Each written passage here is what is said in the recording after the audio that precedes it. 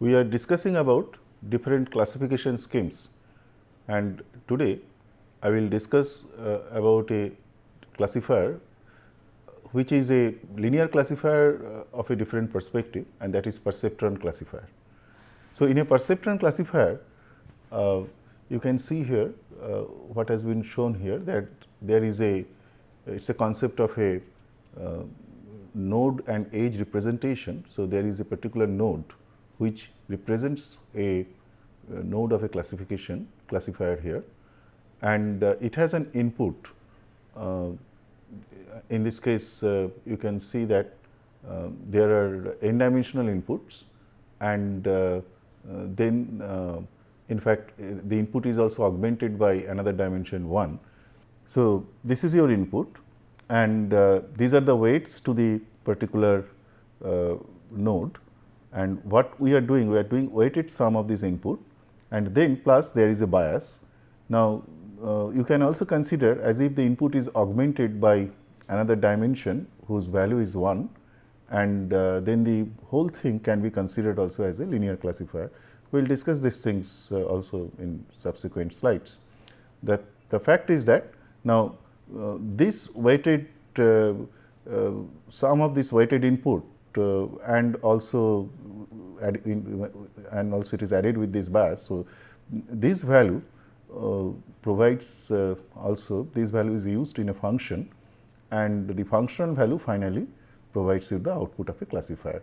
So, depending upon the functional value, the classification output will vary, and in a normal linear classification scheme what we discussed in previous lectures, this function was chosen as a signum functions or sign functions, which means if z is positive, you consider the class level as 1.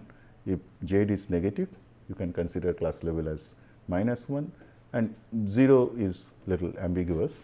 So, we can, for the completeness of the function, you can say z is positive or 0 as class level as 1. So, we will see that with this perspective how a perceptron classifier can be understood. So, as I was mentioning that considering the augmented input, this could be in a linear form, and then we can consider the input as a vector of n plus 1 dimensional vector, where the last dimension n plus 1th dimension will be kept as always 1, and then and also the weight is also an n plus 1 dimensional weights, where the bias is included as the n plus 1th part as W naught here, as you can see, and then it becomes simply a linear operation. So, it can be expressed as W transpose into X, which is something like also you can consider from the vector operations as the dot product of the weight and the augmented input X. And this has been used in a function, and finally, output is a functional value of this particular net input, which is Z, and we are using in this case example a signum function.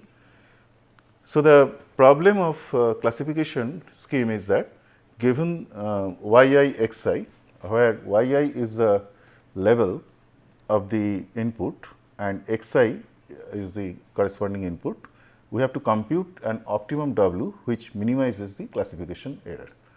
And we have already discussed about this particular type of problem in the previous lectures when we discussed linear discriminant analysis.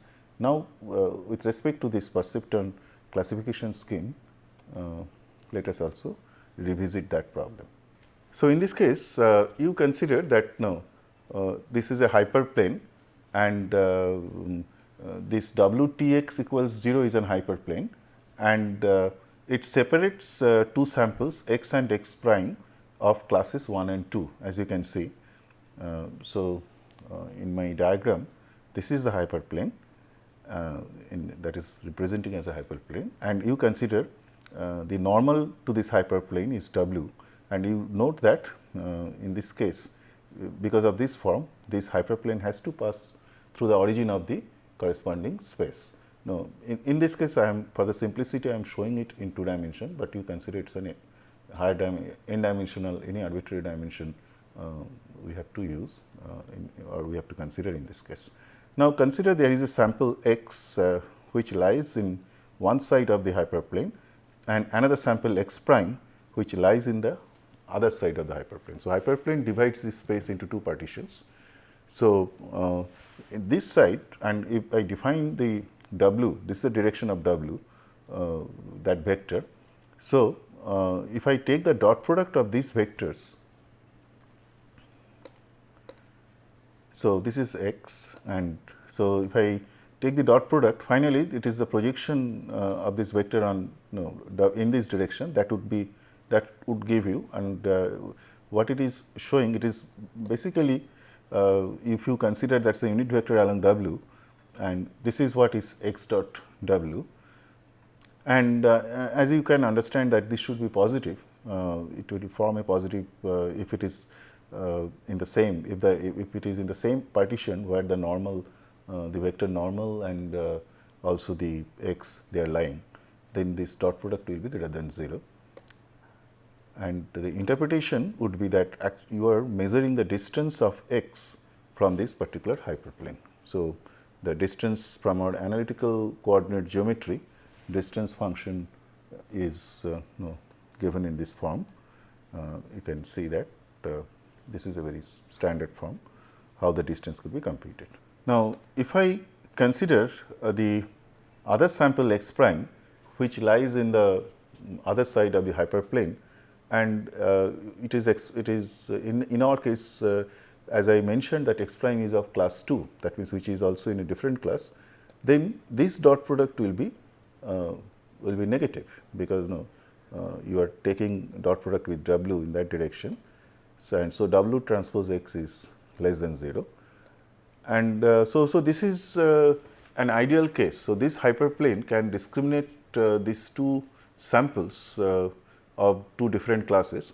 So, the condition should be there for a classifier that the samples of class 1 should lie in one side of the hyperplane, whereas the samples of class 2 should lie in the other side of the hyperplane.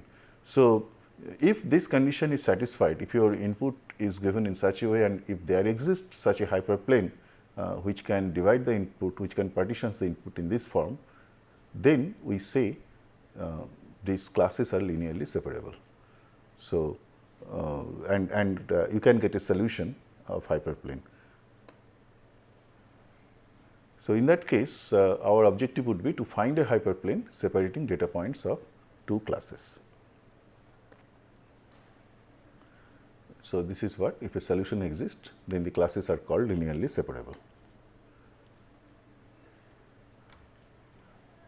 So, we are trying to design an error function, and in this case let us consider that you consider the data normalization. We will be doing some interesting manipulation of data, so that your problem gets much more simplified. Let us consider the samples or the input samples which belongs to class 1 is x, whereas if it is in class 2, we will be inverting this sample, we will be negating this sample minus x. So, in that way, intentionally what we are doing, even the samples of class 2 also we are bringing in the same hyperplane, in the same partition of the hyperplane. And then with this kind of normalization, so all your input samples should satisfy the property that all of them should lie in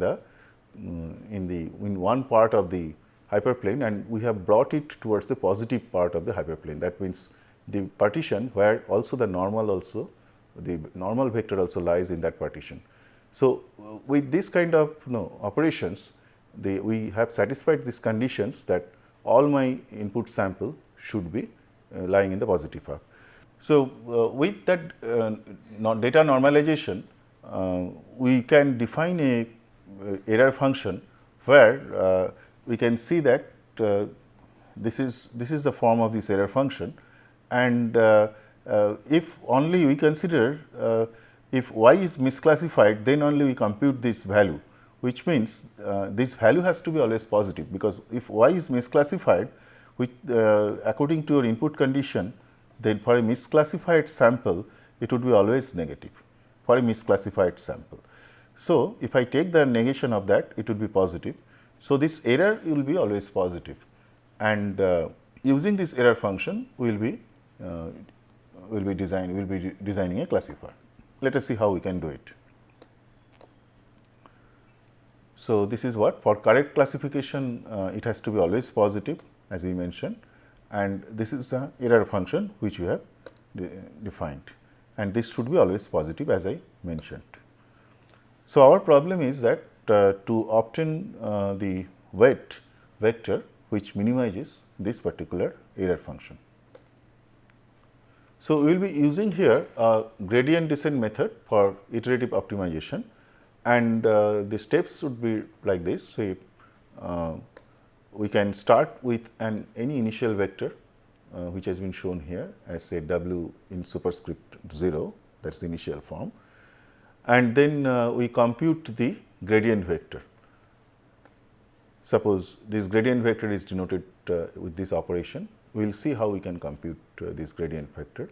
So, we are performing gradient over this function, and at the initial, so you note that the functional point is w naught here.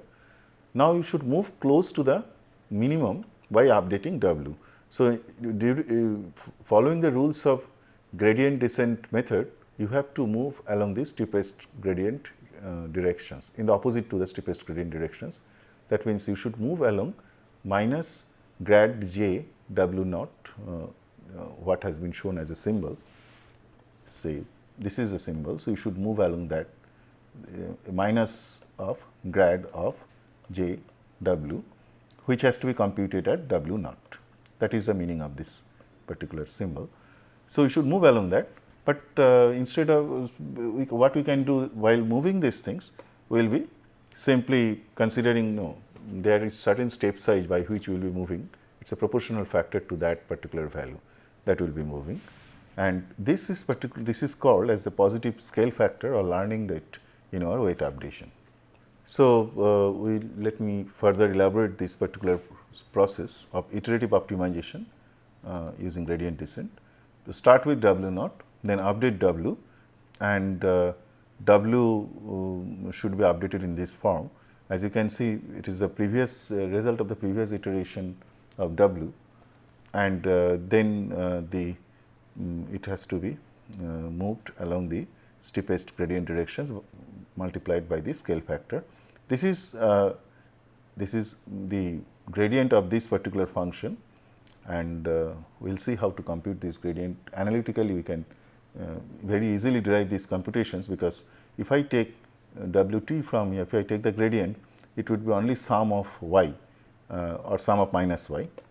So, this expression can be modified in this form, as you can see that w I minus 1 plus eta I, then sum of y is once again misclassified sample. So, computation is very simple in this regard. What you should do, that you start with any w, then you use the classifier to see which samples are getting misclassified, then sum of those samples will give you the corresponding update of the weight. You should move the weight by adding the sum of those samples with a proportional value. Now, this value can depend, this value may vary over the steps, or you can also use some heuristics to keep it as constant or small. So, you should continue this operation still it converges. So, that is what it could be, maybe it could be taken as a constant, this particular learning rate can be taken as a constant. There could be other forms of criteria function. For example, this is another function where instead of providing it as minus w transpose y, we can consider w transpose y whole square. So, this function, the advantage is that the previous error function what I mentioned, that means it is sum of minus w transpose y. Note that all y's are misclassified, only you are defining functions over those values only. So, if y is not misclassified, that should not come into this functional computations. But this function, particularly it is continuous, though it has some issues, like it is very smooth in the boundary, which means there if you apply gradient descent, you can get arbitrary result. You can get stuck at some location, and also this value is dominated by long y's. So, some kind of normalization with respect to y could be there. So, we can choose another kind of error functions with certain relaxation criteria, where this normalization has been considered, and you can see that this is a function where you are using w transpose y minus b whole square. So, in this case, the hyperplane is further moved towards positive side by a distance b. So, it is more stringent criteria for satisfying the linear separability of the classes, and this half is used just to simplify the computations, because due to the square term, this by the derivative, this 2 will come here. So, 2 into half will get cancelled as 1. So, we will also see its analytical form. So, it has a stronger linear separability, as I mentioned, and if I compute the gradient, gradient will be computed in this way. As you can see, due to half and the square term, it gets cancelled, and then you can apply simple differential geometric concept of differential geometry here also, what you did for the one dimensional cases, one dimensional functions. This can be extended in many cases, particularly when you are using the matrix operations in the linear form. Then you will see almost similar rules are applied here. So, this is a function of w, as you can see. So, if you are deriving over this particular value, then the term y will come here. So, if I derive this particular value, we can see that like what we did in any differential geometry. Suppose it is a function of say w. If I use normal differential geometry, say it is w y minus b whole square, usual calculus where you are using simply one dimensional variables. So, if I perform derivative with respect to w, this value should have been 2 w y minus b into y. When you translate it into the matrix form, then you get these operations. Then you get this value as you can see, y w transpose y minus b, that is 2 y w transpose y minus b. Of course, this is a constant. So, this constant term will come here. So, that is what you are finding here. So, that you can see here that the gradient would be computed in this form. So, this particular diagram shows that because of the use of the offset b, you are moving the hyperplane further, this separating hyperplane further towards positive partition by distance b, and that puts a stringent criteria of this linear separability. Just to note here that even support vector machines, linear support vector machines, that is also a kind of linear classifier, and which maximizes this b between two linearly separable data points of classes. So, that is the property of a support vector machine. So, let me summarize this algorithm, and which we denote as batch relaxation with margin. So, in this case, we initialize w to w naught, then iterate till convergence, and for that we have to compute a set of misclassified samples where the conditions of classification gets violated because of the data normalization. all W transpose Y operations should be positive, or rather in this case for stringent classifier they should be greater than equals B or greater than B. So, the misclassification is that if it is less than equals B, we consider it as a misclassification, and we are considering those sample Y, and then use those sample, you compute the gradient as shown in this particular computational expression, and then you can update W by following this particular rule. So, this is what you should go on doing till you get convergence of your weights. Now, batch relaxation means you are performing the classification of every samples in your batch, and then you are computing the gradient function.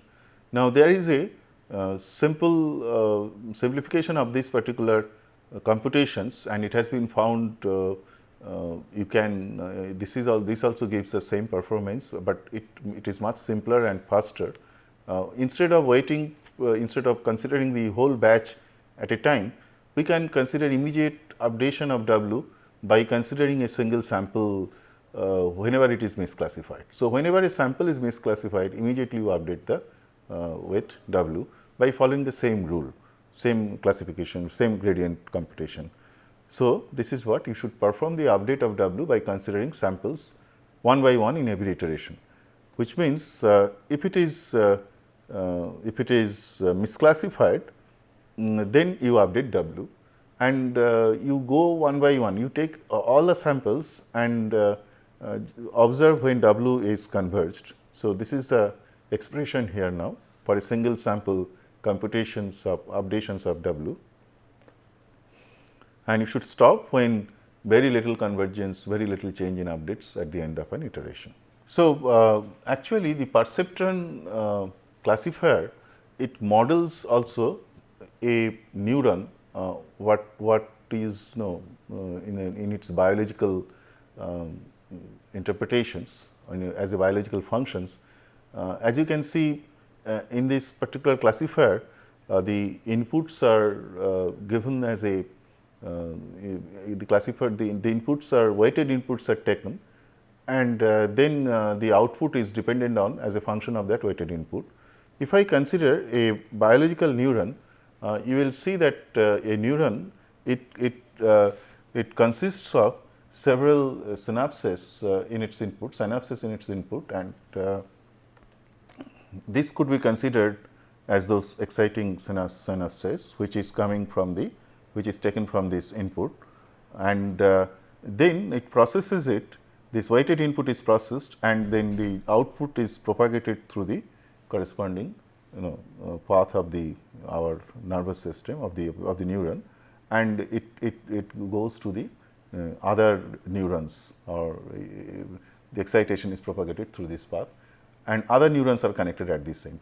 So, you can consider the perceptron node is like a single neuron, and it is collecting excitations, getting excitations from different synapses in the input, and propagating and generating an output response which propagates through this path and which can be connected further. So, this particular model is a very strong model. You can consider it as a network of these neurons or perceptrons, and you can consider a system that your input and output conditions are, or your output is generated through this excitation of these networks. There is an input, and then through this network of neurons, finally the output response is generated, and that is this model is known as neural network or artificial neural network model, and various kinds of input output relationships can be modeled using this generalized model. It is a very powerful model in that respect. So, this is what we see here in an artificial neural network. It is a network of perceptrons where input is a vector, we consider input is a vector, and output is also a vector. It could be also scalar. That means you can have several output neurons which is providing you the output, or you can consider only single output neuron, then the output becomes a scalar output. One of the special case of this kind of network is that there is no feedback or loop in this network. So, then we call this network is feed forward network. So, a loop means from an output you get an feedback to one of its input layers or input neuron. So, this kind of loop is not here in this kind of when it is not there in the network, then we call this network is feed forward neural network. And a very general form of feed forward neural network is a multi-layered feed forward neural network, as has been shown here, that there is an input layer which accepts input. So, an input layer which accepts input, as we have seen here. Then there are several intermediate layers, those layers are called hidden layer. In this case, we have shown only one particular hidden layer, and then there is an output layer where you are collecting the outputs or where the outputs are generated, which generates the output. Now, you can see that in this particular form, every layer has certain number of neurons which may vary, from a particular layer, say from the one input layer to another to the next higher layer. Now, for every neuron, the connectivity to all the neurons of the next higher layer is ensured. So, in this particular model, so there is a connectivity, which means the weighted there are weights from the responses of a particular neuron. So, this weighted response is the input of the neuron of the next layer. So, or every neuron in the next layer gets weighted sum of the outputs of the previous layer, and that provides the net input to this layer. And finally, again as you understand, there is also a nonlinear function which processes that net input as a weighted sum of the input to that particular neuron, and then produces its corresponding output or response, which again propagates or which excites the neurons of the other layers. So, this is the kind of model, and since all the neurons are fully connected by its previous neurons of its previous layers. So, we call this kind of network also as a fully connected network. So, as you can see that it is a layer wise processing, and the ith layer takes input from I minus 1th layer and forwards its output to the input of next layer, and this network is called fully connected feed forward network. So, let me take a break here. We will be discussing, we will continue this discussion, particularly the mathematical description of this particular model and its analysis, so that we can model we can solve the problems of designing classifiers using neural network, or problems of classification using neural network, that we will do in the next lecture. Thank you very much for listening to this particular lesson.